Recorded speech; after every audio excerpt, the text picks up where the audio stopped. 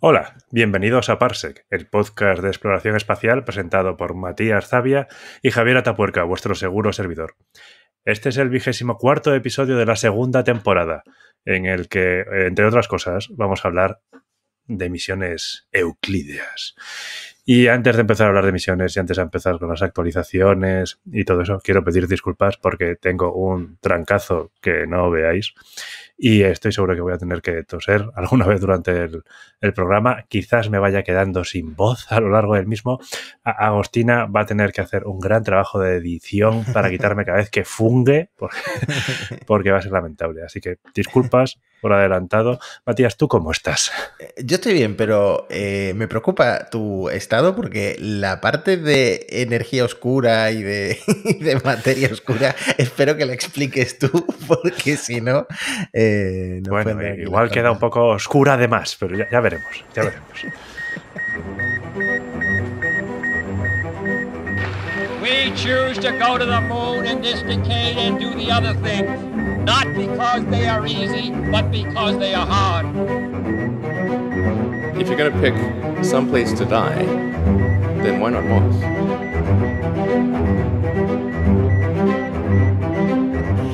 Bueno, antes de pasar a cosas más euclídeas, por cierto, he visto que Radio Skylab también ha tenido un episodio muy euclídeo, sí, pero ha sido casualidad, no nos hemos copiado como el meme de Mr. Bean. Antes, un par de actualizaciones.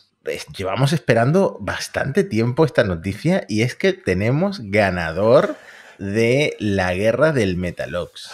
Elon Musk. No. ¡Hula! Por una vez no ha ganado Elon Musk. De hecho, diría que últimamente no está ganando muchas cosas Elon Musk, más que la repulsión de gran parte de sus seguidores, ¿no? Sí, nos metemos un poco en Elon, pero como tenga esa lucha contra Zuckerberg, tampoco la va a ganar. Sí, bueno, de SpaceX hablaremos más adelante en este episodio. De hecho, nos van a quedar muchas cosas en el tintero de SpaceX porque no veas cómo avanza el tema Starship y la plataforma de lanzamiento. Pero no. El ganador de la carrera del Metalox ha sido, como esperábamos, el Zuke 2, que no sé si se pronuncia así, no he hecho el trabajo de documentación para saber cómo se pronuncia, pero bueno, así al menos sabéis cómo se escribe, ¿no? Zuke con Z y una H intercalada. Es el primer cohete de metano y de oxígeno líquido, el metano como combustible y el oxígeno líquido como oxidante, evidentemente, que alcanza la órbita terrestre. Lo ha hecho hoy. Bueno, estamos grabando, evidentemente lo vais a escuchar un par de días más tarde, pero estamos grabando el 12 de julio. Este cohete de una empresa privada china, no es de una empresa estatal, sino una empresa privada china que se llama Landspace. Por fin no, en su segundo intento, lo cual es un logro notable, ha conseguido que su segunda etapa llegue a órbita, porque el problema en el primer intento, que fue el 14 de diciembre de 2022, es que no alcanzó la órbita por un fallo en la segunda etapa, que sacamos ese episodio de las segundas etapas malditas, bueno. Segundas etapas nunca fueron buenas. Nunca fueron buenas, sí. Como veis, Javi tiene mejor memoria que yo para los títulos del podcast, que sí, pronto se convertirán en camisetas. Hemos visto a algún oyente interesado en esto de comprar alguna camiseta con nuestras frases. Gracias, Haas, siempre estás ahí. Queda menos. También es cierto que vamos a hacer el salto de temporada, como el verano pasado, y vamos a empezar con todo la nueva temporada, la tercera temporada de Parsec, y con estas opciones para que apoyéis el podcast. Bueno, el Zuke 2, ¿a quién le ha ganado? Pues le ha ganado, en primer lugar, al Terran 1, que fue el siguiente en intentarlo. Después del Zuke 2 también falló por un problema con esa segunda etapa, y de hecho Relativity Space decidió abandonar básicamente el Terran 1 y centrarse en el Terran R, o sea, dio por bueno ese intento de lanzamiento, que por lo demás fue bastante exitoso para ser un cohete tan novedoso con tanta impresión 3D, y se centra ahora en el Terran R. La siguiente en intentarlo, el lanzamiento más televisado, el más espectacular quizá, el de la Starship de SpaceX. Que el más destructivo también. El más destructivo en muchos sentidos. Saltó hormigón por todas partes y también porque es un cohete absolutamente demencialmente gigantesco que explotó pues a 30 kilómetros, si no recuerdo más, y no se separaron no se separó la segunda etapa. Estuvieron dando, no se separaron, se estuvieron dando vueltas y hasta que funcionó el sistema de terminación de vuelo. Todo esto lo comentamos en episodios anteriores, pero por ahí repasándolo cronológicamente.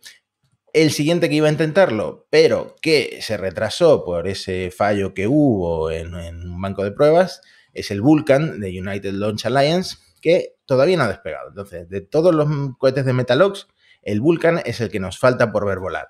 Pero la carrera ya ha terminado porque ya tiene un ganador, que es el Zhuke 2 de Landspace. Es ahora mismo la principal compañía privada, como dice en este artículo que estoy compartiendo en YouTube, Daniel Marín, de China, porque, bueno, es la que tiene ahora mismo más recursos, evidentemente, y el cohete más potente, que es el Zhuke 2, que aunque se llame Zhuke 2, no tiene nada que ver con el Zhuke 1, porque el Zhuke 1 tiene más que ver con el nacimiento de la empresa, que nació pues con una especie de cohete basado en un misil balístico cedido por el gobierno chino, a buen precio, dice Daniel Marín, y nada, y era de combustibles sólidos y lo estoy diciendo de memoria, pero la cuestión es que el Zhuke 2 es bastante más potente, tiene una capacidad de... ¿cuántas toneladas? La memoria me falla. 4 toneladas en la órbita baja terrestre. Así que nada, pues China, o una empresa privada de China, se presenta como una compañía lanzadora muy interesante en el sector, pero tenemos muchas cosas que comentar hoy, así que vamos a pasar al siguiente tema, que es un poquito más polémico. Un poquito. Un poquito más polémico. Tenemos que decir, y esto lo compartiste tú en nuestro Twitter, @ParsecPodcast, que teníamos razón, ¿no, Javi? De cierta manera teníamos razón, lo adivinamos. Así es. Parsec lo predijo. Cuando dimos la noticia de que en el PERTE aeroespacial se había puesto un contrato para un microlanzador, dijimos... en Elche se les están poniendo cara de 45 millones. No 45 al final, pero algo pueden rascar. De momento no han asignado esos 45 millones. Están en una primera fase. Exactamente. Y de eso quería hablar. Y de hecho voy a compartir un artículo que lo ha tratado con mucha seriedad porque en general en la prensa han replicado las notas de prensa de tanto PLD Space como Pangea Aerospace, que son graciosas porque es como que se excluyen mutuamente, porque la de Pangea dice lo siguiente: Pangea Aerospace gana la licitación del PERTE de pequeños lanzadores con la mejor solución técnica por valor de 42 millones de euros. Muy bien, te vas a la página web de PLD Space y la nota de prensa de PLD Space dice: PLD Space gana el PERTE y se consolida su posición de liderazgo en la carrera espacial europea. Por cierto, yo no lo sabía, pero el nombre de la SL, de la sociedad que hay debajo de PLD Space, es Payload Aerospace SL. Y ahora entiendo de dónde viene PLD, que no sé por qué nunca me dio la curiosidad de investigarlo, pero lo de Payload, que es carga útil en inglés, tiene sentido. El artículo que vamos a dejar en las notas del episodio ya tiene un titular que sirve la polémica, ¿no? Guerra en el sector aeroespacial. PLD y Pangea se han proclamado vencedores del contrato del cohete español sin haberse adjudicado aún. Es muy interesante leerlo completo porque explica más a fondo, para los que no nos hemos empapado mucho de cómo funciona este contrato público, pues precisamente cómo funciona, ¿no? Es un contrato dividido en 2 fases, que en total se van a repartir 45 millones de euros, ya con el IVA descontado, y las empresas que han entrado en la primera fase reciben 1,5 millones de euros, que es lo que han recibido PLD y Pangea, y a cambio, pues se comprometen, no es dinero a fondo perdido, ¿no? Se comprometen a una serie de cosas como tener ya la primera unidad de vuelo lista de este lanzador español como muy tarde el 31 de diciembre de 2025. Es un plazo apremiante, digamos. Sí, está a la vuelta de la esquina. El tema es que, ¿por qué este artículo déjame leer quién lo firma, de Martín Moral Andrés? Supongo que Andrés Martín Morala. Bueno, Andrés puede ser un apellido. Fíjate qué duda existencial me ha entrado ahora. Y Martín también puede ser nombre o apellido. Madre mía. ¿Tú cuál piensas que es el nombre? ¿Martín o Andrés? Andrés. Andrés. Me la juego ahí. Yo voy a apostar por Martín y así uno de los dos gana seguro. Luego que nos lo comunique en Twitter o por donde sea para salir de dudas y ver quién acierta. No, ¿te imaginas que es un hombre muy conocido en el sector y estamos aquí? Estamos cagándola. Bueno, la cuestión es que es mucho dinero, evidentemente, y de hecho es más dinero del que Pangea ha recaudado en toda su existencia y es un poco menos de lo que PLD pues ha recaudado de sus rondas de financiación, ¿no? En sus 13 años de historia. Así que no se debía tratar con tanta, pues, no lo sé, con tan poca delicadeza este tema del contrato, porque la primera fase no ha terminado y está estipulado que la primera fase va a terminar 6 meses después de su inicio, para lo que todavía falta tiempo. Así que, bueno, es un tema que supongo que seguiremos tratando a fondo en Parsec, porque al final sabemos que la empresa que tiene algo materializado es PLD Space, aunque no lo haya podido lanzar, que es esta prueba de concepto, este cohete suborbital. Ninguna de las dos ha ganado y las dos han ganado de alguna forma. Por cierto, una de las propuestas que gustó, pero que quedó atrás, creo que porque usaba combustible sólido, era del INTA con GMV, me parece. Bueno, GMV estaba en un par de propuestas. Me hizo mucha gracia porque GMV estaba en casi todas las propuestas que había, de una forma directa o indirecta. Así que sí, es muy curioso. Es como tú decías, han ganado y no han ganado. O sea, han ganado porque ya ha habido una competición. Así, ha habido una serie de empresas que se han presentado a esto y no han pasado ni siquiera el corte de entrar en esta fase 1. O sea que, de alguna forma, ganar han ganado. Es verdad que no han ganado el contrato total de los 40 y tantos billones, que es el que están vendiendo. Por ejemplo, el titular de Pangea es, si lo coges por separado es todo cierto, pero todo junto es un poco, como dicen los de Pangea. Pangea gana con la mayor puntuación técnica el contrato de 45 millones.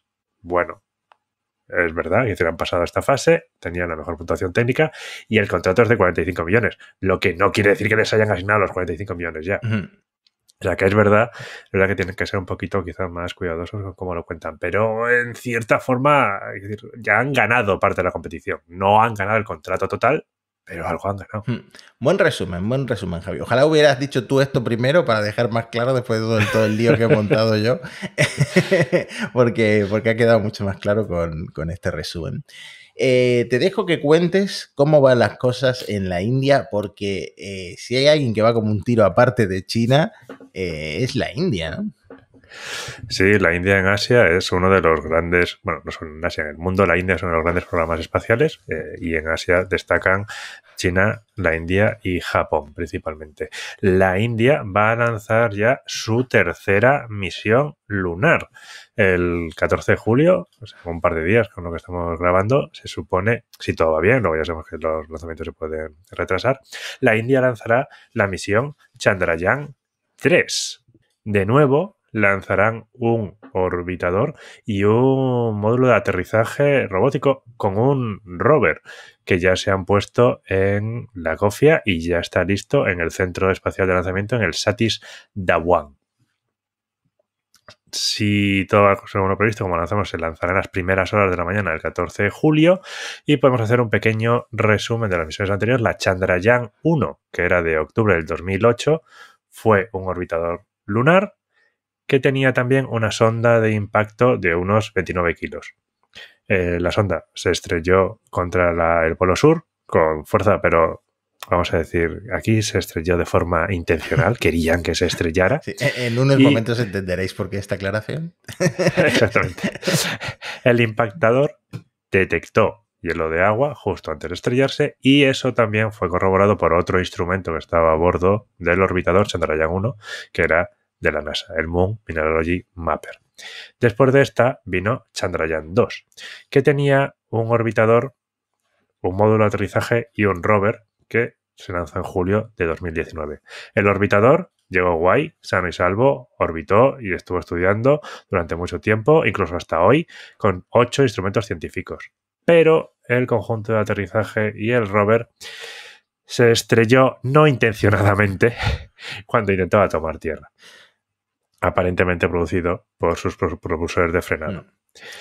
Y antes, dije que la Chandrayaan 3 llevaba un orbitador. No es verdad. En este caso ya no tiene un orbitador. Debe ser que la Chandrayaan 2 ha cumplido ya con esos objetivos. Ahora solo lleva el módulo de aterrizaje y el rover. Esperemos que en esta misión, más centrada solo en el aterrizaje, la India tenga más suerte que con el Chandrayaan 2. Claro, porque de Chandrayaan 2 solemos recordar que se estrelló este módulo de alunizaje, pero el orbitador está ahí, pues dale que te pego, recopilando imágenes, etcétera, junto con la Lunar Reconnaissance Orbiter, y cada vez que una de estas naves nuevas se estrella en la Luna, pues estamos como esperando muy impacientes que o bien la Chandrayaan 2 o bien la Lunar Reconnaissance Orbiter, que vaya nombre tiene por cierto, hagan las fotitos del cráter de impacto, ¿no? Si lo llamamos el orbitador de reconocimiento lunar, ¿es más fácil? No lo sé. Sí, pues creo que reconocimiento sí lo sé pronunciar. Bueno, hablando de cosas que se estrellan, podemos pasar a hablar de cosas que no se estrellan, ¿no? Pero casi. Que no se estrellan, que casi no se estrellan muchas veces. Muchísimas. Porque sí, vamos a ir con Starlink. Como sabemos, Starlink es un montón de satélites en órbita baja, que es una órbita bastante apretadita. Bueno, pues en el informe que SpaceX ha presentado ante la Comisión Federal de Comunicaciones, la FCC, el pasado 3 de junio, informaban que entre el 1 de diciembre de 2022 y el 31 de mayo de 2023, casi estos últimos 6 meses, se vieron obligados a realizar más de 25.000 maniobras para evitar colisiones. Es una barbaridad. No solo es una cifra que es una barbaridad, es que además es el doble del número de maniobras que hicieron en el periodo de 6 meses anteriores. Y si vas viendo las progresiones que van teniendo en estos periodos, es que va siguiendo una curva exponencial. O sea, se cree que en más o menos, bueno, pues en 6 meses tendrías los 50.000, luego otros 100.000 y así, y si continúan esta tendencia, para 2028 tendrán que maniobrar 1 millón de veces en 6 meses. Mamma mía, pero esto no debe de ser ni sostenible, me imagino, a nivel de combustible. Es verdad que tienen un motor de bajo empuje que estaba alimentado, si no recuerdo mal, por Krypton, que era, creo que era Krypton porque era bastante llamativo que no usaban xenón, que es lo que suele usar casi todo el mundo. Entonces, al ser un motor de bajo empuje, el consumo es relativamente pequeño. Pero aún así, y luego tenemos que pensar que esto no es que un único satélite haga estas maniobras. Toda la constelación, es decir, todo el conjunto de satélites es que está aportando estas maniobras. Entonces, igual son, ¿cuántos tienen ahora? Pues tendrán unos 4.000 y pico o 5.000. Claro. O sea, puede ser que haya 5 maniobras cuando por sean satélite. Decenas de miles de Starlink, pues el acumulado es ese millón del que estamos hablando, me imagino.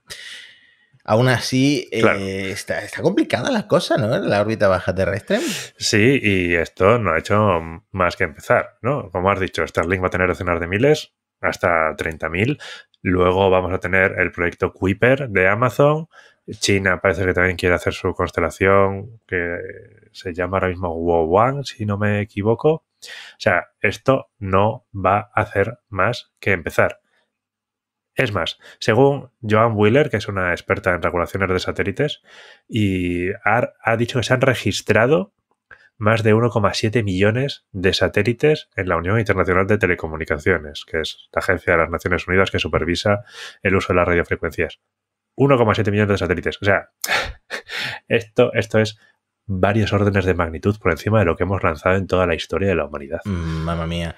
Bueno, yo quiero saltar, antes de saltar a un tema relacionado con basura espacial y fragmentos de satélites en el espacio, tengo que recordarme a mí mismo instalar un bloqueador de publicidad, porque como emitimos en YouTube con las capturas de pantalla, me sale un montón de publicidad, pero además, como es publicidad programática, son búsquedas mías como ropa talla grande del Kiabi, ¿no? Y me sale aquí. Entonces, ahora los oyentes de... Todos tus secretos puestos a la luz, los Matías. oyentes separse que nos ven en YouTube, que son muy poquitos, porque el grandísimo grueso de nuestra audiencia está solo audio, porque son old school, como nosotros, como Javi, como yo.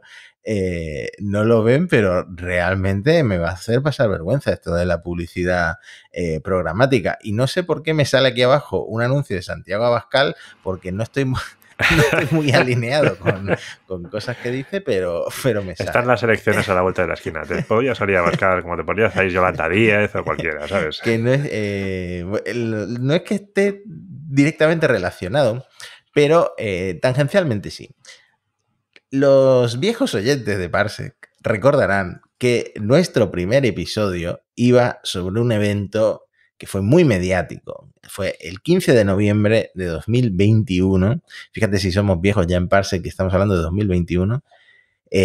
Un misil antisatélite de ascenso directo de ASAT de Rusia, pues destruyó un satélite espía ruso y creó una nube de escombros a 490 kilómetros de altitud. Eso está justo por encima de la Estación Espacial Internacional, ¿no?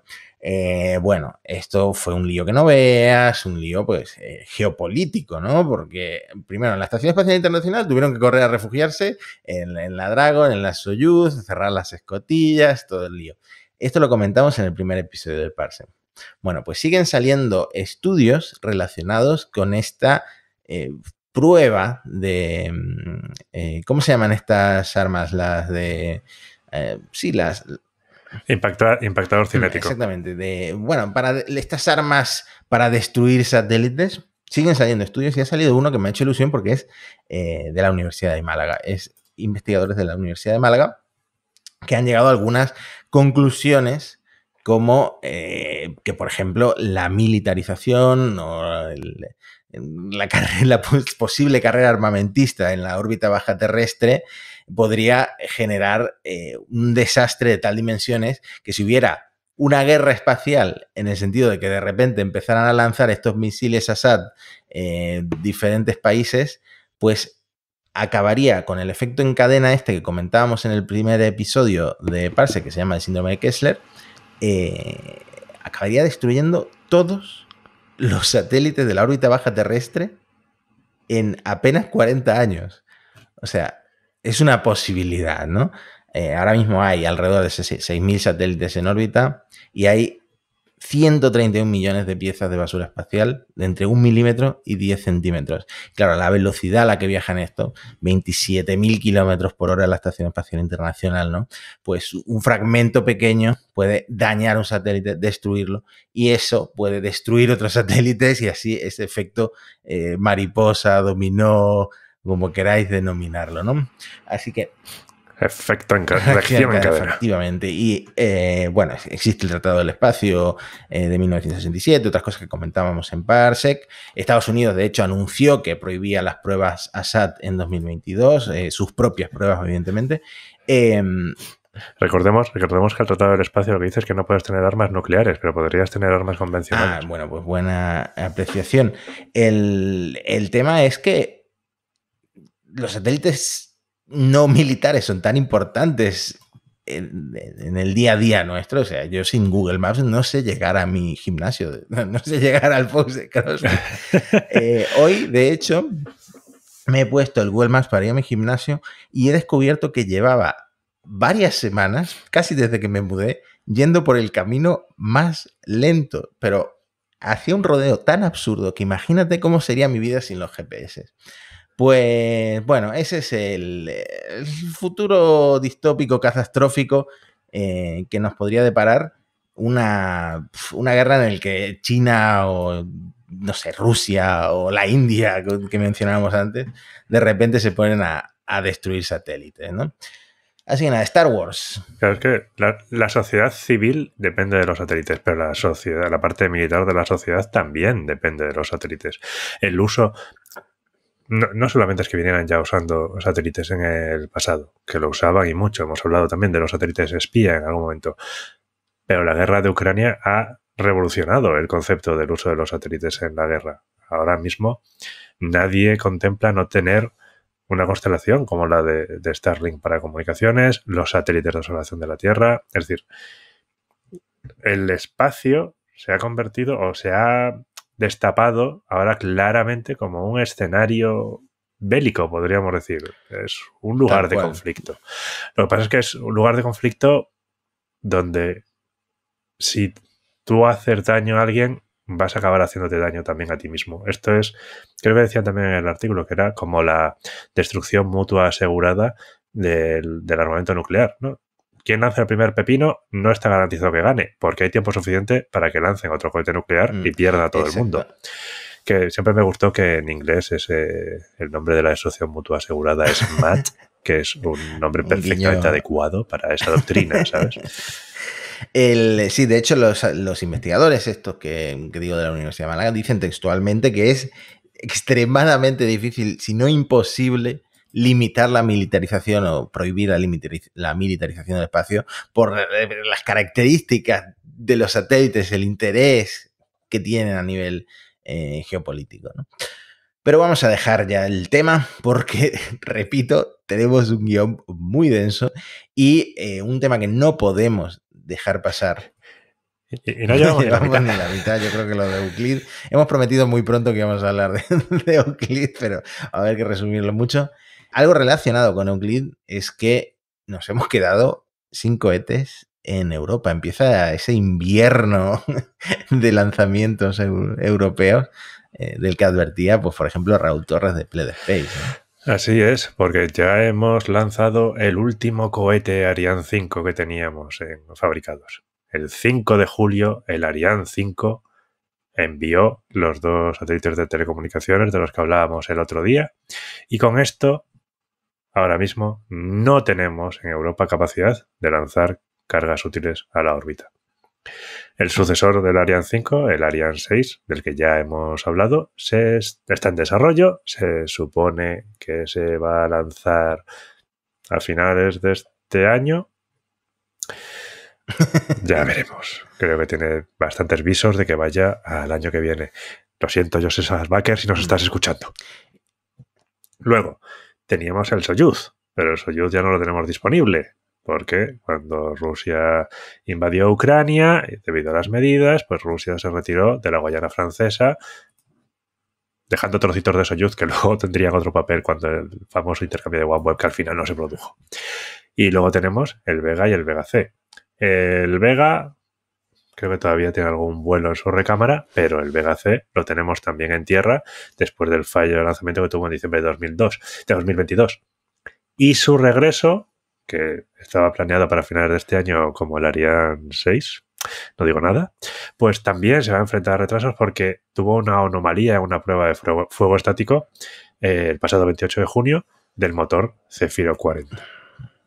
Con lo cual, ahora mismo estamos pelados en cuanto a cohetes. Una situación precaria y no han llegado a tiempo, por supuesto, estas nuevas startups con microlanzadores europeas, entre las que están Pled Space o estará Pangea y, por supuesto, las alemanas que siempre mencionamos, ISAR o ISAR y RFA o Rocket Factory Augsburg. Que, por cierto, RFA no eran las siglas del... La República Federal Alemana. Siempre me ha hecho muchísima gracia. No lo han podido elegir por esto es en español, pero es buenísimo. Pues, efectivamente. Al menos no es la República Democrática Alemana, que esa era la comunista. Bueno, pues una declaración de intenciones, quizá, quién sabe. Viva el sector privado. ¿Saltamos a Euclid? ¿O hay algo más importante que comentar sobre Europa? No, precisamente saltando a Euclid y enlazado con eso, lo que podemos decir es que debido a este invierno de lanzadores, Europa se ha visto obligado a lanzar con Estados Unidos, con el Falcon 9 de SpaceX.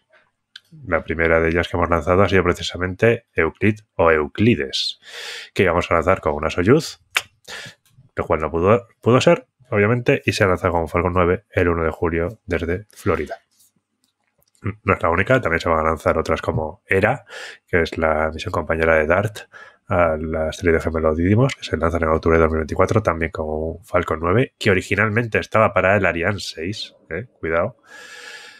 Así que incluso EarthCare se va a tener que pasar a otro cohete, se pasó de Soyuz a Vega C, pero probablemente vuele en Falcon 9, o sea que ahora mismo, con lo que tenemos, SpaceX se está convirtiendo en el lanzador de Europa. Bueno, antes de pasar a hablar de física o astrofísica, un breve resumen quizá. Euclides, un nuevo telescopio espacial de la Agencia Espacial Europea, de 1,2 metros de diámetro. Ahora hablaremos de los instrumentos que tiene y de por qué es importante lanzar estos instrumentos. Y ya estaría llegando dentro de unas semanas, un mes desde su lanzamiento, al punto L2 de Lagrange, por lo que va a ser vecino del Webb, ¿no? Exactamente. Va a estar ahí en el punto de Lagrange. Tendrá como vecinos, pues por ejemplo, al James Webb. Va a tener también al telescopio Gaia, que también está volando por ahí. Y, si no me equivoco, hay un observatorio ruso, sí, el Spectre RG, que si recordamos tenía dos instrumentos. El principal era el Rosita alemán, que se apagó a raíz de la invasión de Ucrania. Parece que son muchos en el L2, pero no van a chocar ni de casualidad. Las órbitas de Halo en el L2 son muy grandes. El Webb tiene una órbita Halo de 250.000 por 832.000 kilómetros. Gaia tiene una LISA-JUICE que está más en el centro, es bastante más reducidita. Y aunque Euclides está también en una órbita de Halo, no se van a chocar ni de casualidad, son bastante diferentes. Así que sí, el L2 está ahí bastante poblado últimamente. Pues bueno, supongo que hay bastante vacío en aquel punto, pero a ver si vamos a empezar a tener demasiada basura ahí también. Vamos a tener que tener gestión de tráfico también en el punto L2. Tiene que ir la DGT ahí a poner orden, a quitar puntos. Por ejemplo, a la piedra que destrozó un espejo del James Webb, habría que quitarle todos los puntos. Total. Indignante.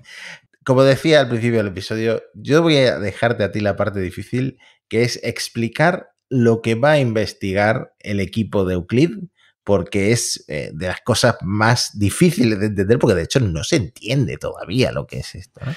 Exactamente. El Euclides se va a dedicar al problema de el universo oscuro, que, llamado así, puede sonar a algo de Doctor Extraño, pero en realidad... Los que no estáis en YouTube os estáis perdiendo todo el atrezo de Javi. Tiene un Doctor Extraño Funko. Sí. Pues no, entonces la dimensión oscura, pero no es de lo que vamos a hablar aquí, es del universo oscuro. En particular, el universo oscuro se compone de dos elementos, la materia oscura y la energía oscura. No voy a explicar lo que son, porque si pudiera explicar lo que son, tendríamos el Nobel, sino que voy a intentar explicar cuál es el problema aquí. Lo curioso de todo esto es que la energía oscura y la materia oscura representan un 95% de las cosas que hay en el universo y no sabemos casi nada de ellas. Si nos vamos al tema a cosmología, la materia de la que somos nosotros, los planetas, las estrellas, las galaxias, se llamaría materia bariónica, que técnicamente está compuesta por bariones y leptones, a excepción de determinados tipos de neutrinos. Y luego resulta que según determinadas observaciones solo es el 5%, como decía. Un 27% del universo sería materia oscura y el 68% sería energía oscura. Entonces, ¿cómo sabemos que existen? La cuestión es que la materia oscura y la energía oscura no las podemos detectar, por eso las llaman oscuras. En el episodio de Radio Skylab que comentabas, Daniel Marín decía que deberían llamarlas invisibles, no oscuras, porque no podemos detectarlas, no podemos verlas. Pero sí podemos detectar sus efectos. La materia oscura tiene efectos gravitatorios y por eso se le ha llamado materia. La primera vez que se postuló algo relacionado con la materia oscura fue ya en 1933. O sea, no es algo que sea súper reciente, es solo relativamente reciente. Hubo un astrofísico suizo, Fritz Zwicky, del Instituto Tecnológico de California, dio pruebas de esto porque hizo un cálculo de energías en un cúmulo de galaxias y le dio que la masa total del cúmulo, basado en los movimientos de las galaxias cercanas a su borde, no le correspondía con la masa que debería tener, sino que tenía que tener 400 veces más masa de la esperada. Una barbaridad. Presentó sus resultados y durante casi 40 años no hubo más observaciones que lo corroboraran.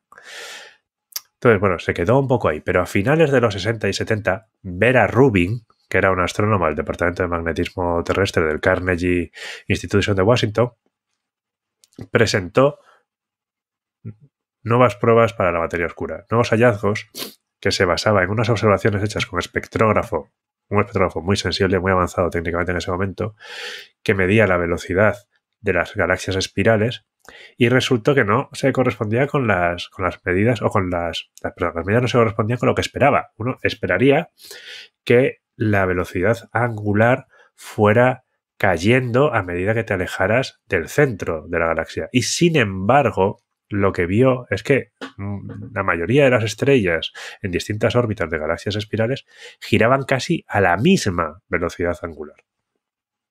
Lo cual significaba que la densidad tenía que ser muy uniforme, más allá de la localización de las estrellas, que más notable, que es el bulbo galáctico.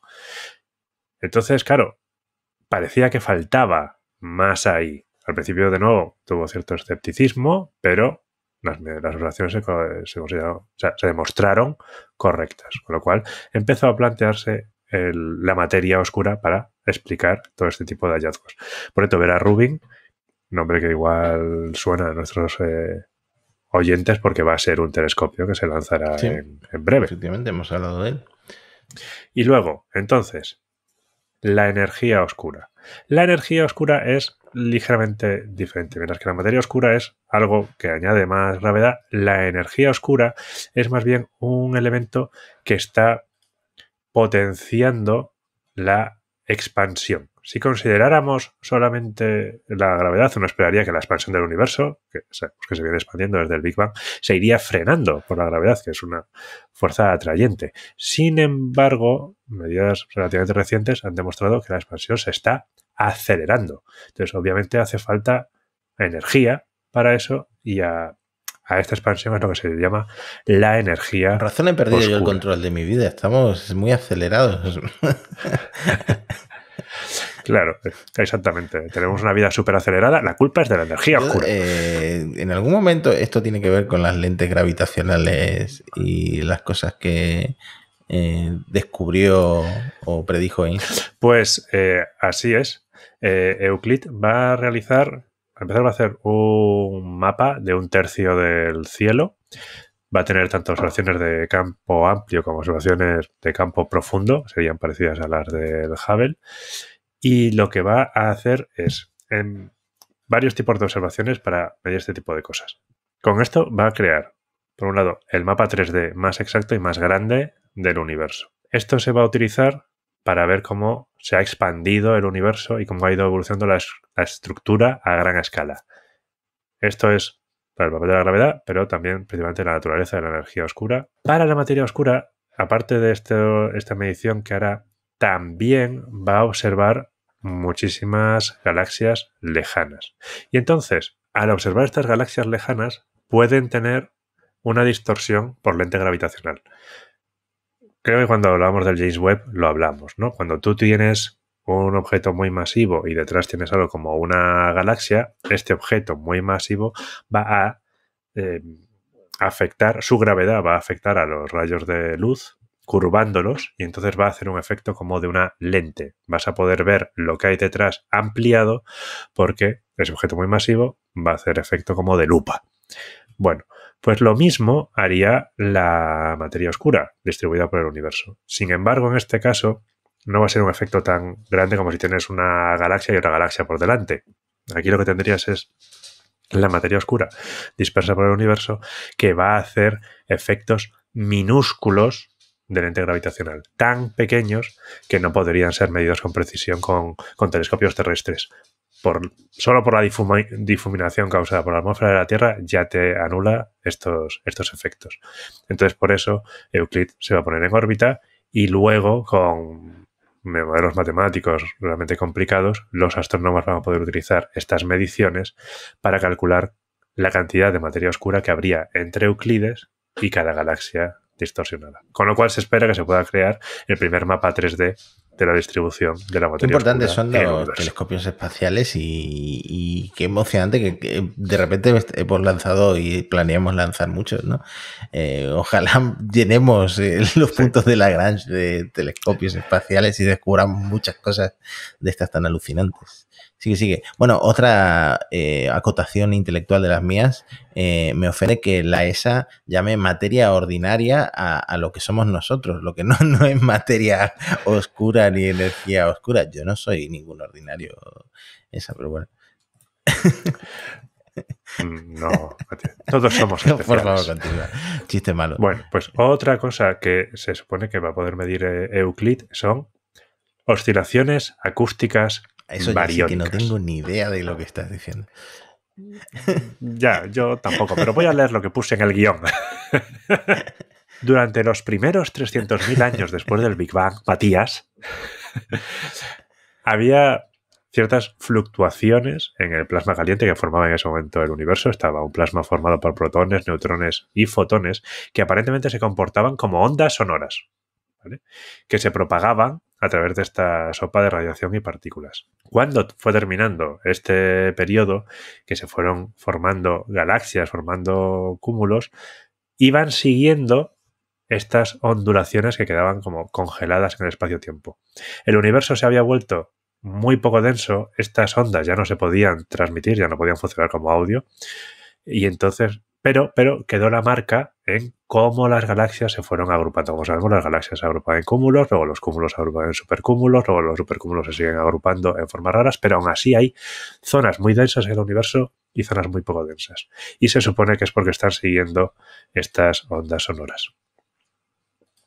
Y Euclides podrá estudiar la distribución de las galaxias en distancias inmensas, como hemos hablado de este mapa 3D, y entonces podrán entender estos patrones de ondulaciones y determinar su tamaño. Con esto se podrá medir con exactitud la expansión acelerada del universo y, de nuevo, nos proporcionará información acerca de la naturaleza de la energía oscura. Mía, con lo fácil de ser creacionista, ¿no? Es decir, no, mira, es mucho más sencillo. Y entonces vino Adán, vino Eva se comió una manzana y aquí estamos. No sé, eso es mucho más sencillo de explicar. Perdón si hay algún creacionista entre los oyentes de Parsec. No lo compartimos, pero lo respetamos. Pero mira si es complicado. Aquí hay más de 300 instituciones. Han trabajado 21 países, 80 empresas, 140 contratos industriales, más de 3.500 personas y ha costado unos 1.400 millones de euros. Bueno, en comparación con otras cosas que hace la NASA no está mal, pero es un dinerito. No, esto de hecho es una misión de coste medio. Es la misión M2 de la ESA. La M1 fue la Solar Orbiter, que ya está volando, acercándose hacia el Sol. Y la M3 sería Plato. Muy bien, decíamos de hablar de los instrumentos. Tiene dos. Pues una, por llamarlo, sensor o cámara de luz visible y otro en el infrarrojo. La cámara de longitud de onda visible se llama VIS, un acrónimo, y mide... VIS visible. Va a ser capaz de medir la forma de miles de millones de galaxias. Tiene en las longitudes de onda de 550 a 900 nanómetros. El espectrómetro y fotómetro del infrarrojo cercano, NISP, otro acrónimo en inglés, pues mide el brillo, la intensidad de la luz de la galaxia, se utiliza para calcular el corrimiento al rojo, la distancia. Bueno, esto siempre se hace con este tipo de telescopios. Longitudes de onda de 900 a 2000 nanómetros y mosaico de 16 detectores de 2000 por 2000 píxeles cada uno. Por cierto, la cámara tenía 36 sensores de 4000 por 4000 píxeles. Nada mal este camarote, ¿no? Hablábamos antes del James Webb, que va a ser su vecino, pero no se van a tocar. Pero espera, antes de que pases a eso, comentar que los filtros de NISP, que están en la rueda Filter Wheel Assembly, fue un elemento construido, por ejemplo, en España, por el Instituto de Ciencias del Espacio del CSIC, en colaboración con el Institut d'Estudis Espacials de Cataluña y el Institut de Física de Altes Energies. Por otro lado, también la Universidad Politécnica de Cartagena y el Instituto Astrofísico de Canarias fueron responsables del diseño, construcción y validación de la electrónica de control del instrumento NISP. No sabía que tenías una pronunciación tan buena del catalán. Es el C2 de... Yo tampoco. No sé si ha sido buena, he hecho lo mejor que he podido. Esos veranos cuando era pequeño en Lloret de Mar han debido de pagar frutos. Yo habré ido 2 o 3 veces a Barcelona y ese es todo el catalán que sé. Merci, que ni siquiera es catalán, ¿no? y adeu. Por eso me sale el nuevo anuncio de Santiago Abascal. Eso va a ser. Una cosa que querrán saber nuestros oyentes, por supuesto, yo trabajé en Euclides. Este girito te lo había guardado para el final. Qué pillín, qué pillín. Pues mira, ni se me había ocurrido preguntarte, ¿no? Porque ya es como un tópico del programa, pero fíjate. ¿Y se puede decir en qué parte de Euclides? Sí. No es directamente... No hicimos análisis de emisión ni nada por el estilo. Fue un proyecto bastante original para lo que solemos hacer. Desarrollamos una herramienta para la validación de la estrategia de observación. Aquí además participamos bastante gente de mi equipo, la gente de mi equipo en Polonia, la gente de mi equipo en España, fuimos unos cuantos. Y es que Euclid, como sabemos, tiene una estrategia de observación. No es dinámica, no tiene que estar moviéndose, ya la tiene planificada desde el principio, pero tiene zonas que no puede observar, ¿no? Por ejemplo, no puede observar en la zona de la eclíptica porque tenemos el brillo zodiacal y eso podría afectar al instrumento. No puede observar por la zona de la galaxia por el propio brillo del polvo interestelar. Obviamente no puede observar al Sol. Hay una serie de ángulos que tiene que respetar. Entonces la ESA nos pasaba la estrategia de observación que tenían planificada en ese momento y con la herramienta validábamos que se cumplían todos los requisitos científicos de la misión, que se observaba lo que se tenía que observar y que no se observaba lo que no se tenía que observar. O sea que el satélite, el telescopio, no se veía afectado o por el Sol o que no miraba a donde no tenía que hacer. Fue un proyecto bastante interesante. Qué bueno. Bueno, lo que quería comentar antes, por cierto, enhorabuena a Javi por el lanzamiento exitoso de Euclides en el Falcon 9.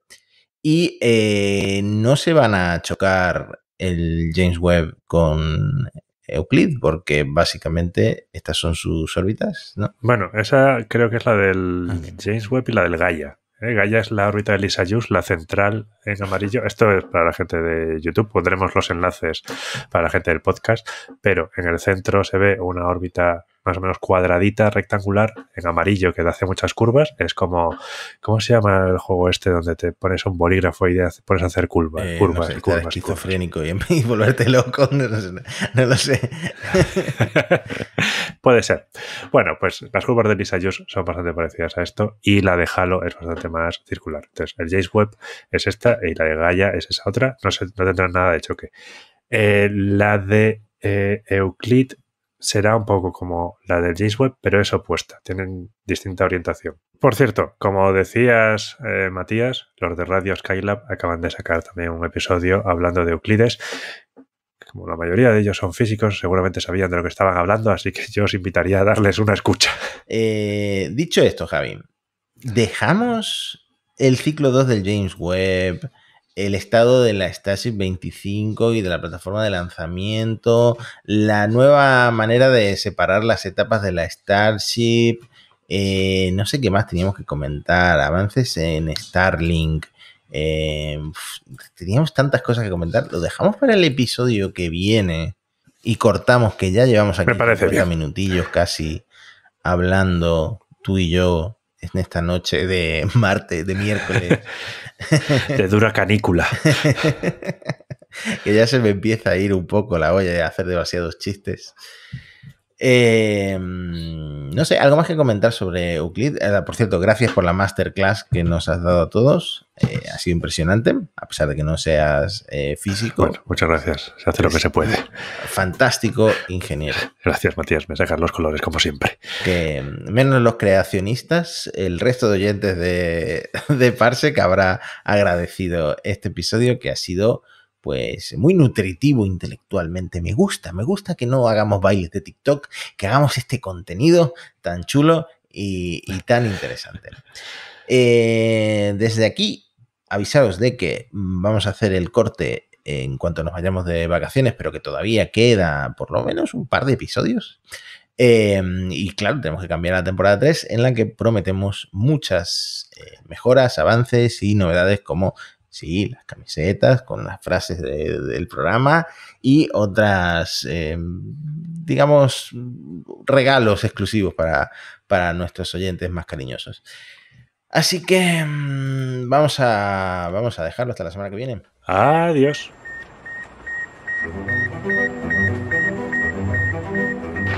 We choose to go to the moon in this decade and do the other thing, not because they are easy, but because they are hard. If you're gonna pick some place to die, then why not Mars?